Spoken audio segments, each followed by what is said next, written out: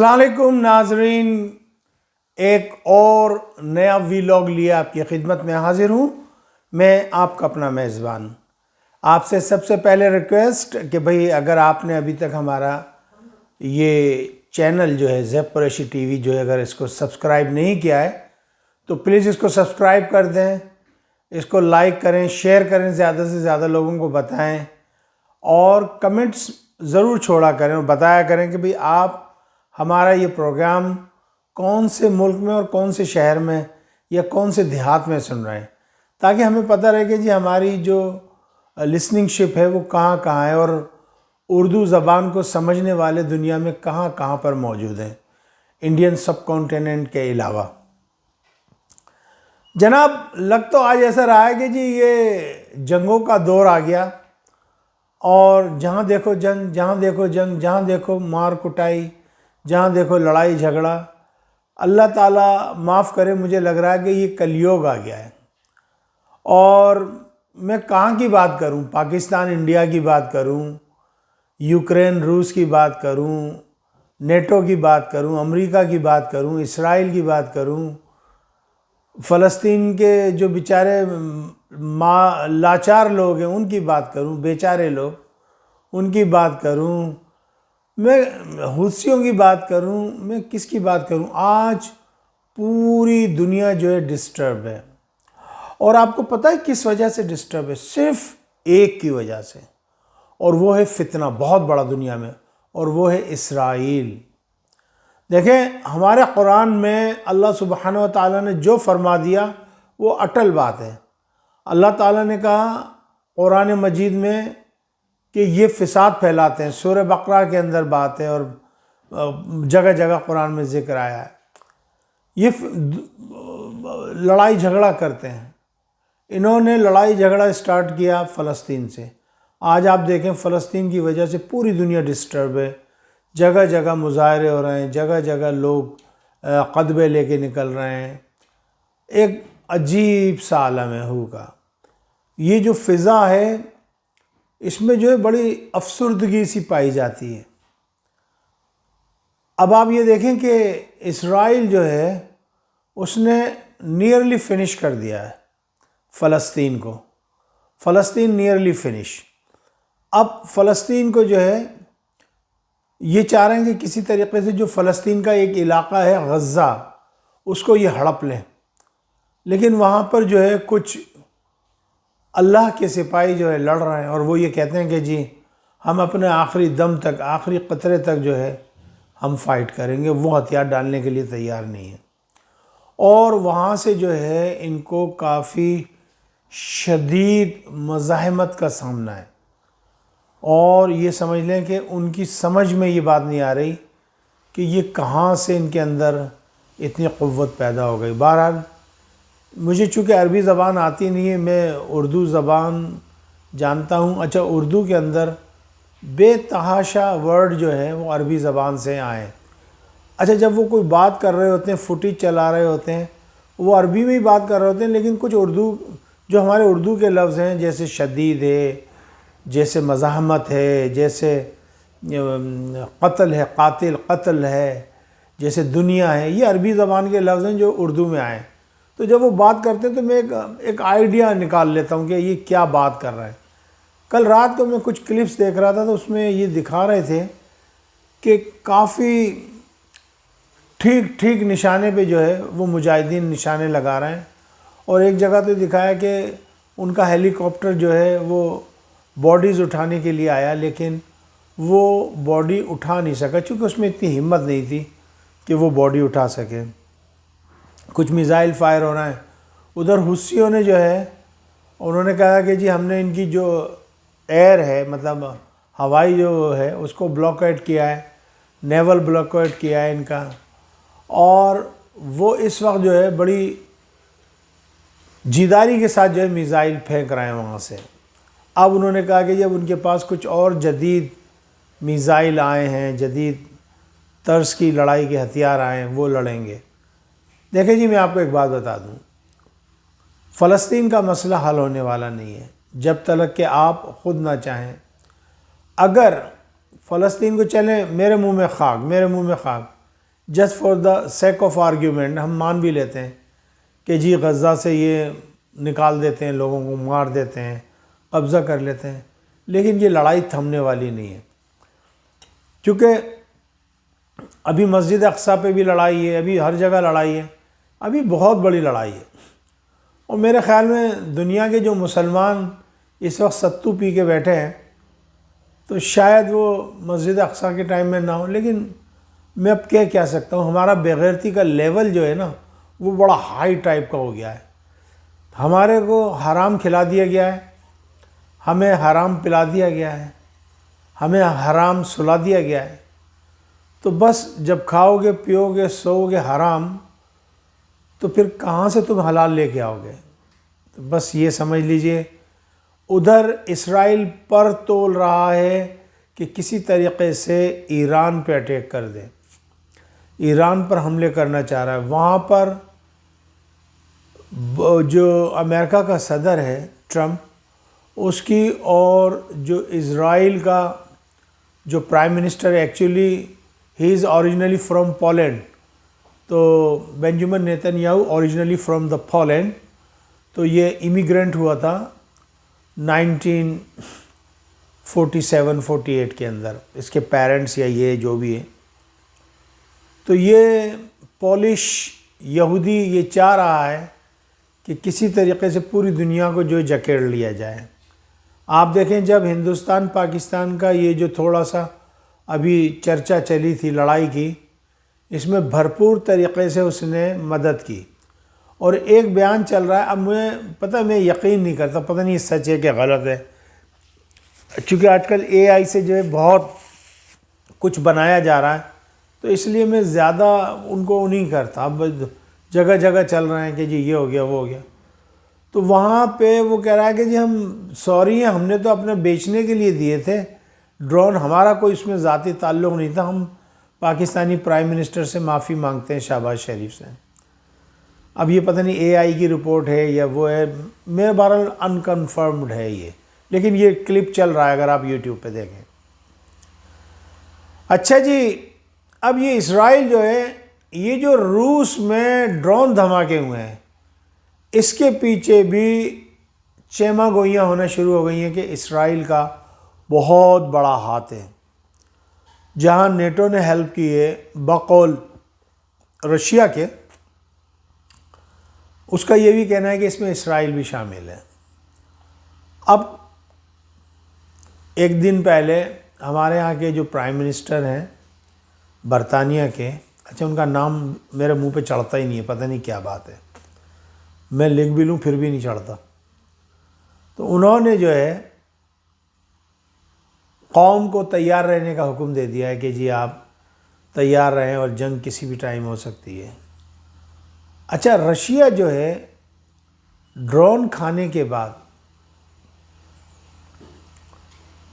وہ خاموش ہو گیا ہے، ایسا لگ رہا ہے کہ کوئی لاوا پک رہا ہے، کوئی لاوا پک رہا ہے، کچھ ہونے والا ہے، کیا ہونے والا ہے ہمیں نہیں پتا، اور کچھ سگنلز ریڈیو کے ذریعے کہتے ہیں کہ جی جب ایٹمی جنگ یا جب آخری بالکل حربہ رہ جاتا تب وہ کچھ سگنلز بھی ریکارڈ کیے انہوں نے، ٹک ٹک ٹک ڈک ڈک ڈک ڈک ڈک ڈک 11، اور کچھ نمبر بھی کہے گئے، تو یہ کیا کوڈ ہے، یہ کس جانب جا رہے ہیں ہمیں نہیں معلوم، لیکن ہاں یہ ضرور خبر ہم دے سکتے ہیں کہ جی بے تحاشا رشیا کے حملے کرنے کی جو طاقت ہے یا جو پوزیشن ہے اس میں کافی تیزی آ گئی ہے، اور بے قدری نال وہ جو ہے دھماکے کر رہا ہے یا حملے کر رہا ہے۔ کل میں یوکرین کے ایک سفیر کا پڑھ رہا تھا، پتہ نہیں وزیر خارجہ ہے یا کون ہے، اس کا نام تھا رستم عمروف، اگر اوف کو ہٹا دو تو عمر رہ جاتا ہے، رستم عمر، تو اس کے معنی کہ یوکرین میں بھی مسلمان رہتے ہیں اور پھر وہاں وہ بڑی اچھی اچھی پوزیشنوں پہ ہیں، جو لڑائی جھگڑا یا فوج میں یا دوسرے اس میں۔ تو مجھے ایک اور یہاں برطانیہ میں کالج میں ملا تھا، میں ایک کورس کرنے گیا تھا، تو اس کا بھی نام رستم تھا. اس نے کہا کہ ہم مسلم فرام یوکرین. تو میرے خیال میں رستم نام جو ہے یہ بڑا مشہور نام ہے یوکرین کے مسلمانوں میں. تو اس کا نام ہے رستم امروف. میں خالی آپ کو ایک تھوڑی سی نالج دینا چاہ رہا ہوں کہ اگر کوئی کبھی یوکرین جائے ہمارا بچہ، تو وہاں پہ ایک بہت بڑی کمیونٹی جو ہے مسلمانوں کی، اور وہ مسلمان ہیں جو رشیا کے ٹائم میں موو ہو کے ادھر آ گئے، جیسے ازبکستان، قازقستان، تاجکستان. یہ جو سینٹرل ایشیا کے مسلمان ہیں یہ ادھر آ گئے تھے یوکرین کی طرف، چونکہ یہاں کاروبار زیادہ تھے، یہاں کا موسم اچھا تھا یہاں، تو اس لیے اگر کوئی جانا چاہے تو یہ بہرحال یہ علاقہ یہاں پہ مسلمان بے تحاشا ہے. اچھا جی، تھوڑا سا میں اپنے ٹریک سے ہٹ گیا تھا، میں ذرا واپس ٹریک پہ آتا ہوں. اب آ جاتے ہیں تھوڑا سا پاکستان کی لڑائی کے اوپر. پاکستان میں جناب بہت تیاریاں ہو رہی ہیں. جب سے روس کے اوپر ڈرون اٹیک ہوئے ہیں، انڈیا کی آنکھیں کھل رہی ہیں، اور انڈیا کچھ اسی طریقے کا کرنے کا سوچ رہا ہے. لیکن چائنا اور پاکستان دونوں جو ہے وہ مل کر کچھ اور سوچ رہے ہیں. پاکستان کو کچھ اور جہاز ملے ہیں J-10 وغیرہ، اور ان کو بڑا اپڈیٹ کیا گیا ہے، ان کے ریڈار تبدیل کیے گئے ہیں. سرحدوں پہ جو ہے ہماری فوجیں ویسی کی ویسی ہیں. لڑائی ہو رہی ہے. بلوچستان میں جو ہے فتنۃ الہند یا فتنۃ الہندوستان کے خلاف کارروائیاں جاری ہیں. اب دیکھنا یہ کہ اب اور ہوتا کیا ہے. ادھر کل ملیر جیل، یعنی جس کو ہم بچہ جیل کہتے ہیں عرف عام میں، لانڈی کے اندر ہے یہ. بھینس کالونی جب آپ جائیں کمیلے کی طرف، اچھا کمیلہ میرے وہ لوگ جانتے ہیں جو اردو سے آشنا ہیں یا جو رہتے ہیں یا جو قصاب لوگ ہیں وہ جانتے ہیں. جب آپ کمیلے کی طرف جائیں بھینس کالونی کی طرف، تو سیدھے ہاتھ پہ جو ہے بچہ جیل پڑتی ہے. بتاتے ہیں کہ جی اس کو توڑا گیا ہے، اس میں سے کچھ قیدی فرار ہوئے ہیں. بتایا جاتا ہے کہ وہاں کوئی بہت ہائی ویلیو ٹارگیٹ قیدی بھی تھے. تو بھائی دیکھیں، ان کو تو اب دیکھنا چاہیے. نفسا نفسی پھیلی ہوئی ہے، فتنہ پھیلا ہوا ہے سب جگہ، پورے ملک کے اندر جو ہے فتنہ پھیلا ہوا ہے، اس کو توڑنا چاہیے. اچھا جی، تھوڑا سا اب آ جائیں قربانی کی طرف. میں نے ایک بات آپ سے کہی تھی کہ دیکھیں جو قربانی کے یہ 3 دن ہیں، اللہ تعالیٰ صاف خیریت کی گزار دے.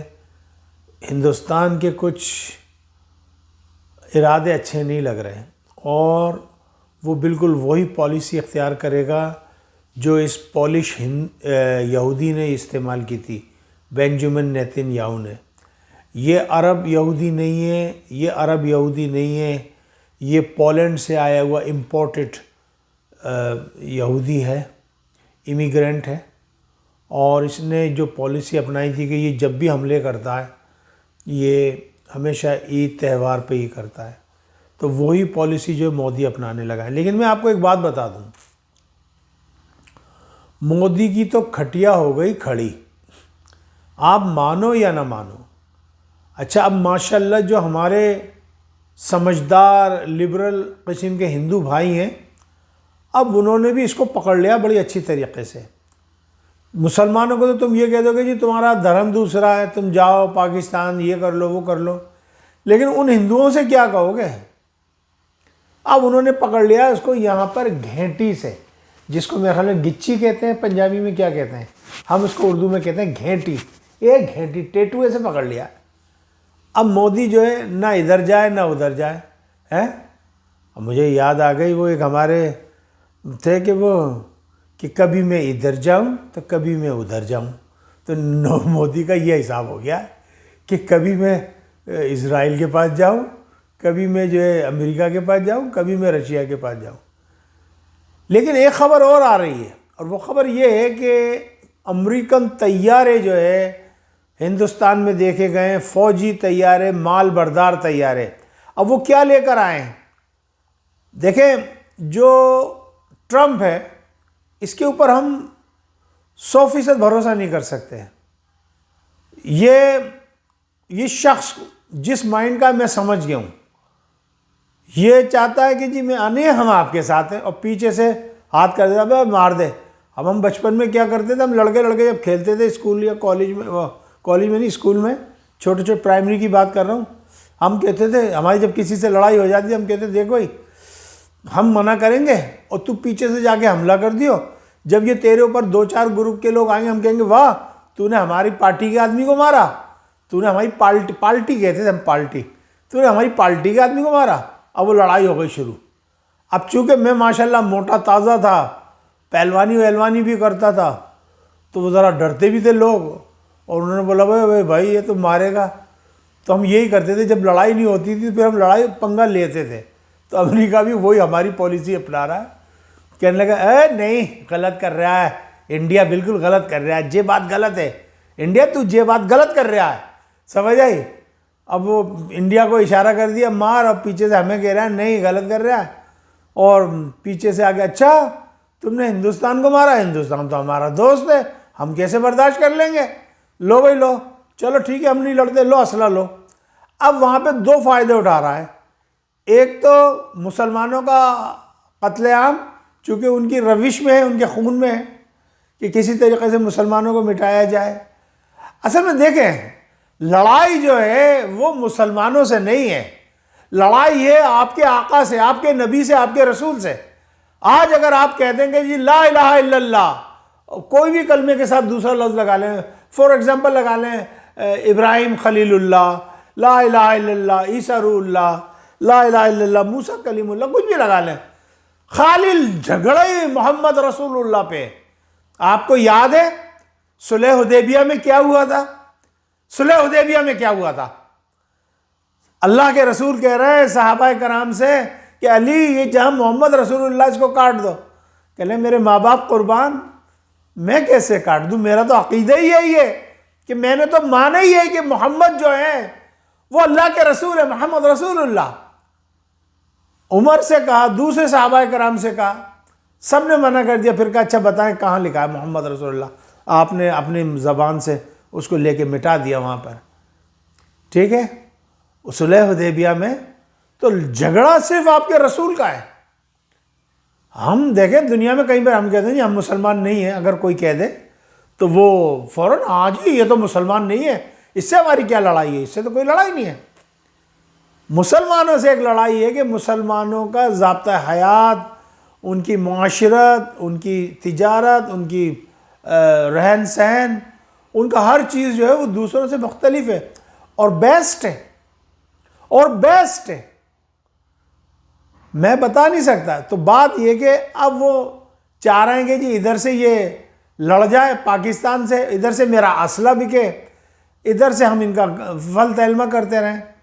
تو بہرحال دیکھیں جب سازشی ذہن آتے ہیں تو اللہ تعالیٰ ان کا پھر جو ہے سد باب بھی کرتا ہے، اور اللہ از دا بیسٹ پلانر، اللہ سے اچھی پلاننگ کرنے والا کوئی ہے نہیں۔ اچھا ان کی اب آگ بھی یہی لگتی ہے کہ یار لڑ تم رہے ہو، سب کچھ تم کرو، کہتے ہیں جی ہمارے اللہ نے کیا۔ او کھوتی دے پترا، وہ اگر اللہ ہمت نہیں دیتا، اللہ ہمیں طاقت نہیں دیتا، اللہ ذہن نہیں دیتا، اللہ ہمیں مفلوج کر دیتا، ایک ڈسیبل بنا دیتا، کیا ہم لڑ سکتے تھے؟ ذہنی طور پہ معذور بنا دیتا، اللہ ہماری ایک حص چھین لیتا، کوئی سی بھی ہمیں دیکھنے سے معذور کر دیتا۔ تو اللہ کے بغیر ہم کیا کر سکتے ہیں؟ سب کچھ ہماری اللہ کی طرف سے ہوتا ہے، اور ہم اللہ کے ہی بندے ہیں اور اسی کی طرف لوٹ کے جانا ہے۔ تو بہرحال یہ جنگ ہے، ادھر تائیوان کی طرف بھی لڑائی کا سلسلہ چل رہا ہے، پوری دنیا میں جنگی جنگ ہے۔ دیکھیں تیسری جنگ عظیم لوگ کہہ رہے ہیں کہ جی اب اسٹارٹ ہوئی ہے، نہیں، مجھے اچھی طریقے سے یاد ہے when I was in studio، تو جو بش تھا جونیئر، اس نے یہ کہا تھا crusade has begun، یعنی کروسیڈ کہتے ہیں صلیبی جنگوں کو، صلیبی جنگیں جو ہیں وہ شروع ہو چکی ہیں، لیکن ہمارے لوگ سمجھ نہیں رہے۔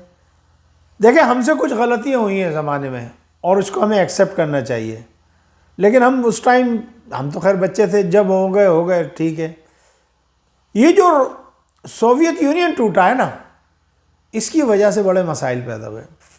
اس کے بعد امریکہ کو کھلی چھٹی مل گئی، امریکہ نے پھر دیکھا کہ اب مجھے اپنا اسلحہ تو بیچنا ہے نا کہیں دنیا میں.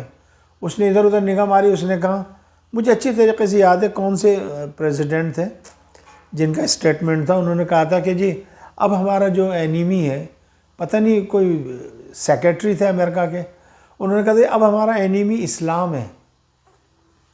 اب ہمارا اینیمی اسلام ہے, اب رشیا نہیں ہے.